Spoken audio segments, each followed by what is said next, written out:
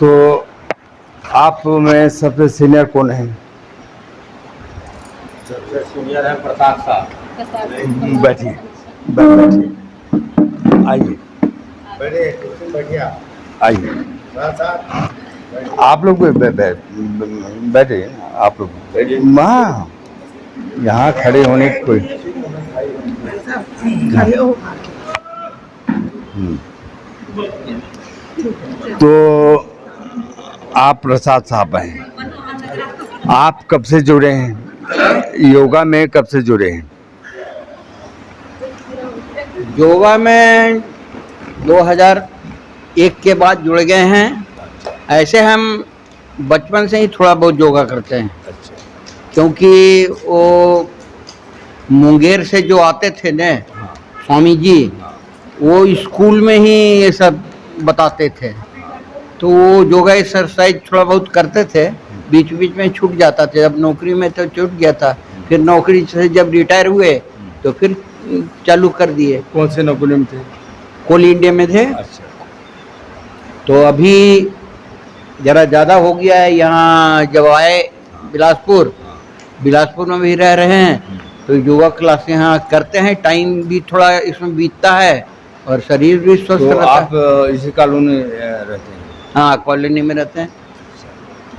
तो आपको क्या क्या लाभ हुआ इससे?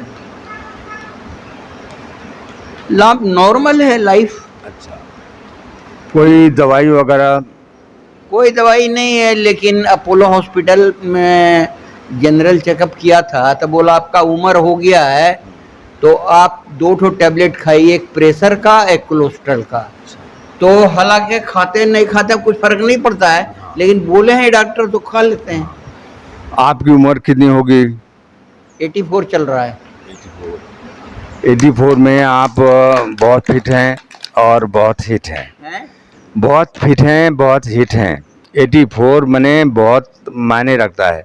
आजकल की औसत उम्र 40-50 से ज़्यादा नहीं है, तो उस हिसाब से आप बहुत अच्छे हैं। मेरा एक ऑब्जर्वेशन है कि आत्मा जो है वो किसी शरीर में इंटर करता है, तो मन और बुद्धि 2 चीज है। जो मन जो है बहुत चंचल है, ये काम करवाता है, गलत सही सब करवाता है, लेकिन बुद्धि जो है उसको विश्लेषण करता है, कैटेगराइज करता है कि ठीक काम किया है, गलत काम किया। ये दोनों से छुटकारा जब तक नहीं मिलेगा तब तक आदमी इस जोड़ी में चलता रहेगा, चाहे भटक कोई भी 84 लाख जोड़ी है। तो इसका उपाय यही है कि आप अपने को जैसे शिव अकेले ध्यान में रहते हैं, ध्यान में रहते माने शून्य में चले जाते हैं। जब तक शून्य में नहीं चले जाएंगे तब तक आत्मा और मन ये दोनों साथ लगा रहेगा, जन्म में घूमते रहेंगे। तो आप शून्य में जाने के लिए शिव जी का जो मंत्र है, मतलब है कि जीरो में शून्य में विचरण करते हैं। वो हमेशा एक पद्मासन में पड़े रहते हैं और शून्य में विचरण करते हैं। और जब शून्य में चले जाइएगा तो ना आपका शरीर रहेगा, मन न आत्मा, ना कुछ नहीं रहेगा, और आप कभी दूसरे जन्म में नहीं भटकिएगा। ये हमको लगता है। ये इस शून्यकरण का ही मेरा ये सिद्धांत है कि मन को शून्य होना चाहिए। मन में कोई विकार नहीं, विचार नहीं, ना आना ना जाना, कुछ नहीं। शरीर पड़ा है और ये स्थिति अभ्यास से होती है। बिना अभ्यास के ये स्थिति आ नहीं सकती। अभ्यास करना पड़ेगा, तब मन शून्य होगा। मैं अपनी वाइफ को, मेरी वाइफ वकील है, लेकिन मन बहुत चंचल था, तो हाँ चंचल रहेगा। तो मैं उसको बोलता था कि शून्य में जाना है, तो क्या होता शून्य, वो समझ ही नहीं पाती थी। कई साल हो गया। तो शून्य में ऐसा जाना है कि हमको सोचना नहीं है, विचारना नहीं है, कुछ नहीं करना है, एक चित्त में रखना है। तो धीरे धीरे धीरे मंत्रों का भी यानी मैं वो जाप सिखाया और एक पाशुपतास मंत्र है, जिसको एक बार सुन लेने से 24 घंटे का पाप नष्ट हो जाता है। और डेली करने से मेरे को करीब 3 साल इसको साधना में लगे हैं। हालांकि अभी मेरा जुबान वो हो रहा है पैरालिसिस के कारण, तो फिर भी मैं सुनाना चाहूँगा। आज मैं सोचा नहीं था कि ये मंत्र सुनाऊंगा, लेकिन मैं सुना देता हूँ। ये पाशुपतास मंत्र है, शिव जी का।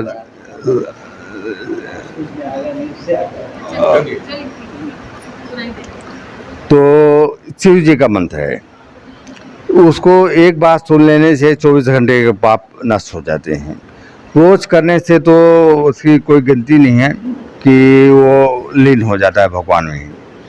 तो मेरी इच्छा थी कि वेदों का मैं चारों वेदों को अध्ययन किया, तो मैं सोचा कि क्यों ना एक मंत्र से ही सब के अलग अलग मंत्र हैं। पानी बरसाने के अलग, धूप करने के अलग, तरह तरह के मंत्र हैं। तो मैं ऐसे मंत्रों की तलाश में था जो सब एक साथ आ जाए, तो मुझे मिला पाशुपतास मंत्र। ये मुझे मिला है 1981 में। तब से मैं इसको कर रहा हूँ। मैं दिल्ली में रहता था, तो मैं बाथरूम में करता था, क्योंकि जगह नहीं थी और डिस्टर्बेंस था।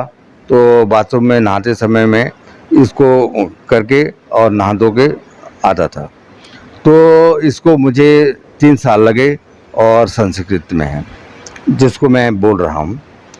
आप लोग ध्यान से सुनेंगे।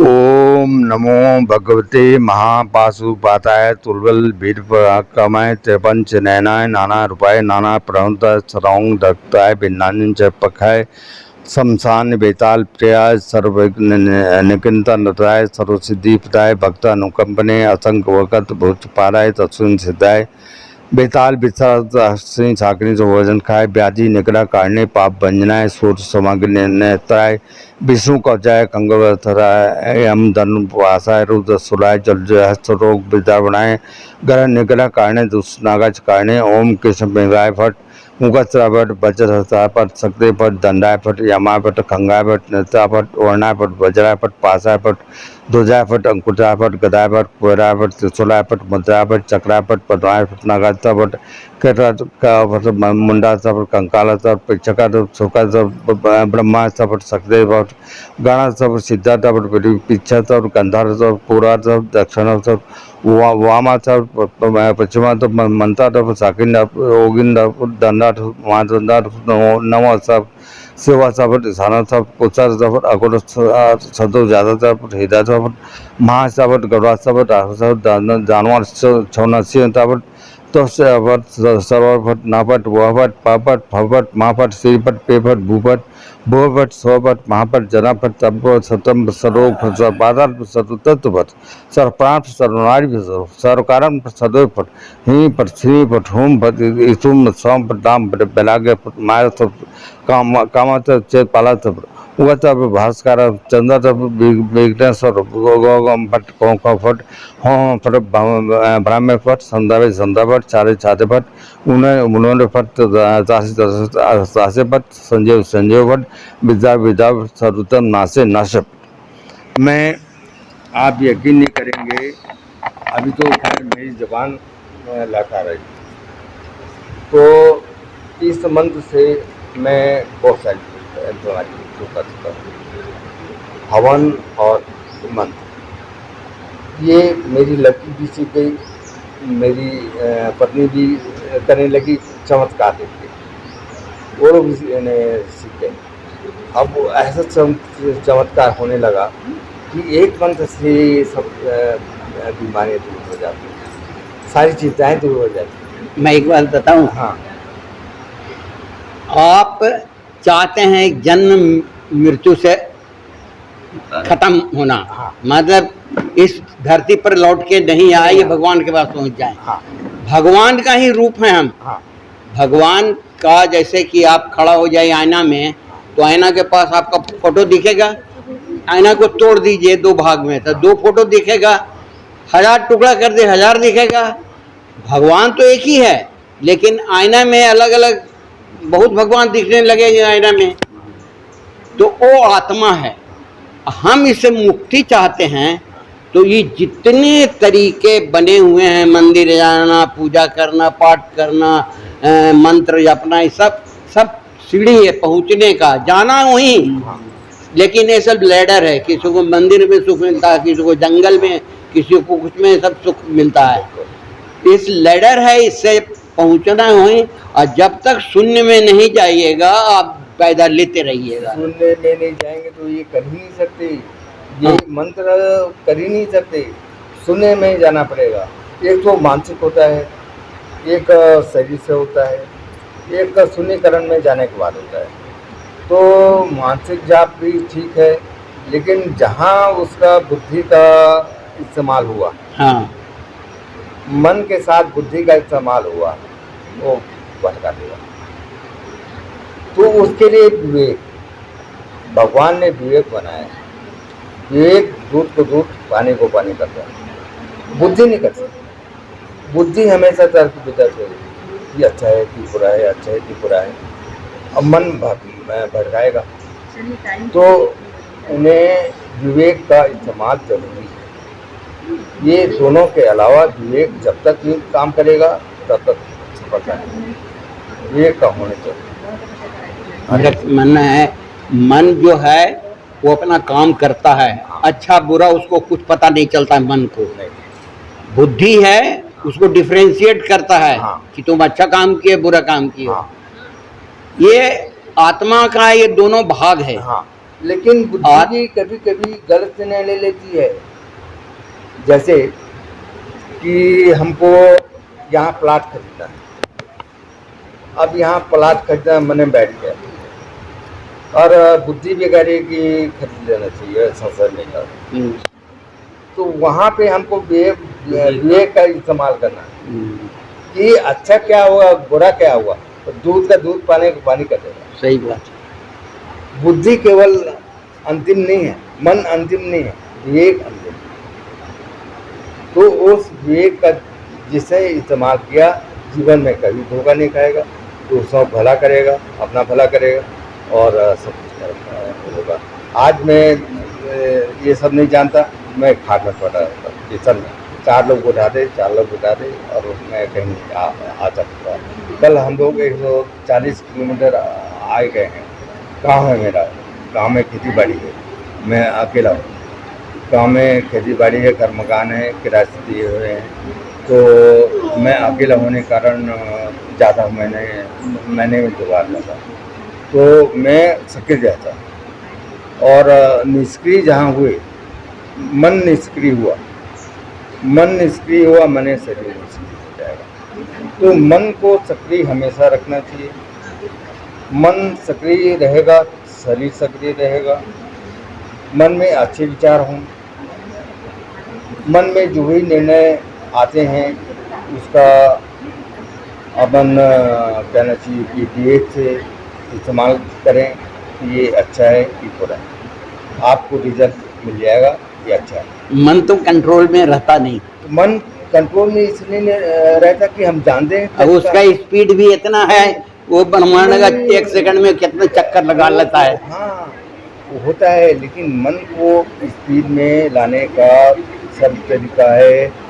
एक तरीका है श्वास, और दूसरा तरीका अभ्यास। हाँ, वो तो इतना ऋषि मुनि का ज्ञान दिया। तो सांस भी किस गति से लेना है, सांस भी हाँफने वाला सांस नहीं, और सामान्य सांस।